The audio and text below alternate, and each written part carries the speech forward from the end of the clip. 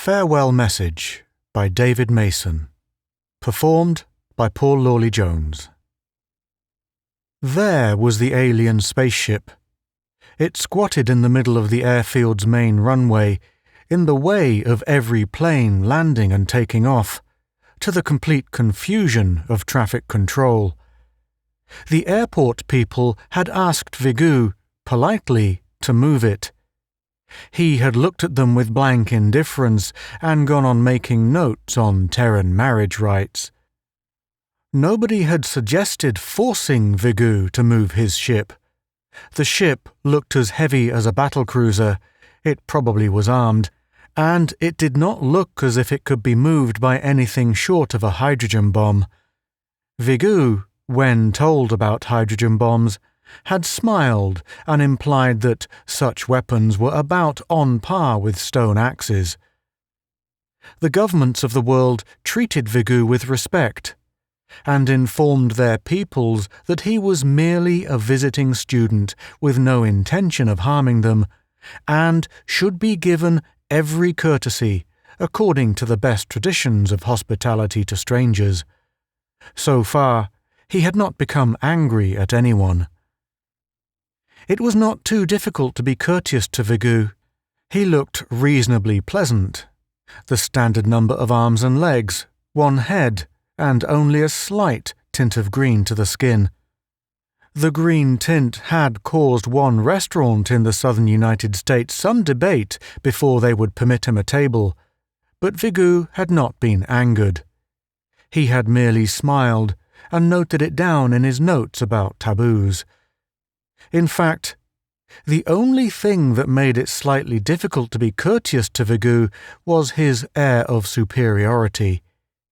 He paid for services and sample objects and information by trading strange gadgets which could do fabulous things, and which were immediately patentable by the lucky owners, but he passed out the priceless gadgets with the air of a civilized man handing out glass beads and useless gimcracks to savages. It was a question how long before someone felt enough insulted by this air of superiority to lose his temper and kill the alien being. The governments of the world were nervously protective of Vigu, trying to postpone and prevent any such murder. They were afraid of a space fleet or police force that might come to inquire what had happened to him if he came to harm. At last, to the relief of governments, and to the joy of the traffic control department of the airport where his ship still obstructed traffic, Vigu was about to go home. His ship was filled with photographs, notes and souvenirs. He announced that he had spent enough years in a tour of strange planets to complete his course of study. He announced a farewell speech. Photographers brought cameras to focus on him standing on the lowered gangplank of his ship, and color TV projected his image to the screens of the world. A tallish person, only a little strange and ugly, with a smooth greenish tint to his skin. The photographers finished flashing stills, and the TV sound booms moved in to pick up his voice. The oldest reporter there was named McCann, and experience had made him leathery and cynical. He already knew what Vigu would say. The alien's superior attitude had made it only too clear. Someone reminded Vigu respectfully that he had promised a speech. "Yes, indeed," he replied sonorously. His English was perfect. He had spent all of 3 hours in learning to speak it. "You may write in your history books that I think Earth is a pleasant little planet," he went on, "but sadly backward and primitive in many respects. I believe that this is caused by the numerous wars and the generally quarrelsome behavior of your species." He said this without anger, and looked at the crowd and the cameras with a kind of superior pity and compassion in his gaze. "If you could only stop this bickering among yourselves with a planet as green and pleasant as this, you could attain a harmony and pleasure of life equal to any of the truly civilized worlds of the galaxy. My home world, for example, abolished wars generations ago. We learned a philosophy of cooperation." He paused and gestured up dramatically at the starry night sky, and again looked at the crowd with contempt. "Yes, there are many worlds out there which are peaceful, productive, and cooperative. But there are also worlds which are dead and shrunken cinders, where there had been green planets and thriving races of people who could not give up war.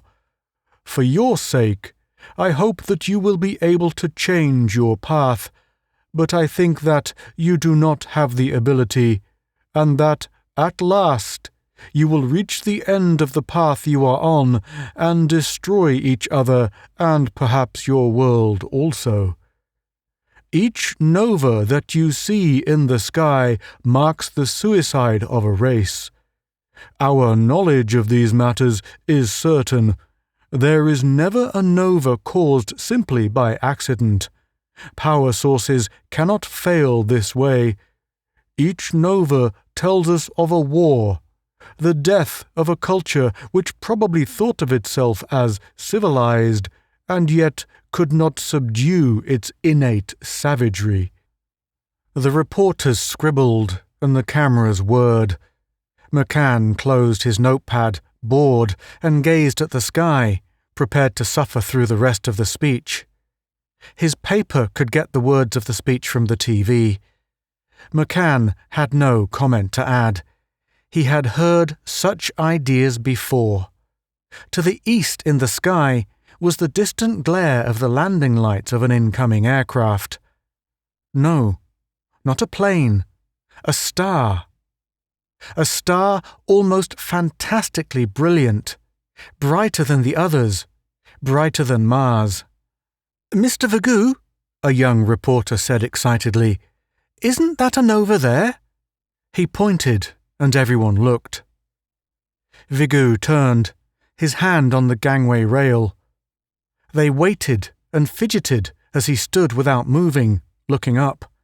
After a time long enough for him to have memorized the entire star region, his eyes came down again, and he looked at them blankly, as if he had forgotten why they were there. McCann felt a sudden electric thrill of recognition. He had seen a similar paralyzed lack of expression on the faces of men who had just learned that they had made some terrible mistake. He turned abruptly and pushed through the crowd, heading for a phone. The other reporters didn't understand. Not yet. "This nova," one of them said. "What was it from?" Vigou looked up at it.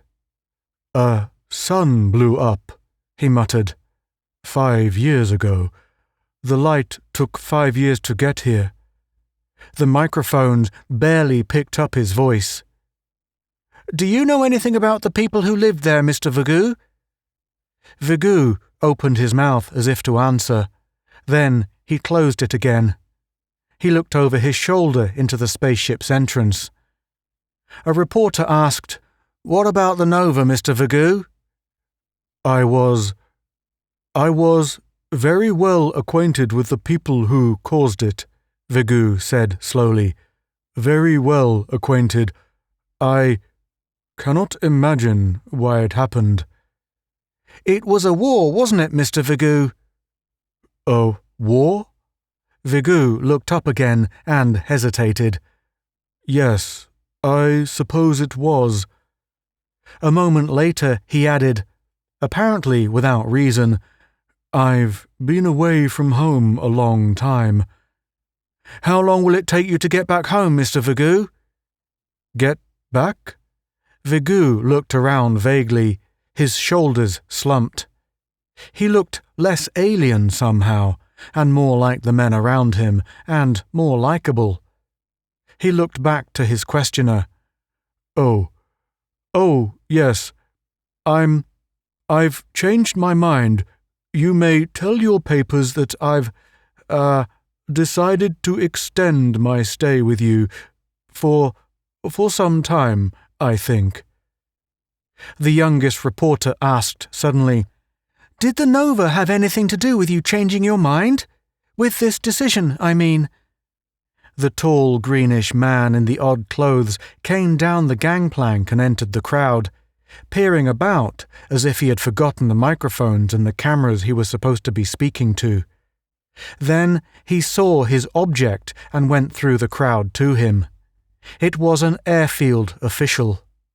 "Sir," said Vigu to the official, humbly, and suddenly everyone watching knew how well Vigu had known the people of the Nova world. "Sir, I believe this spaceship is in your way. Where would you like me to park it?" You have been listening to Farewell Message by David Mason, performed by Paul Lawley Jones.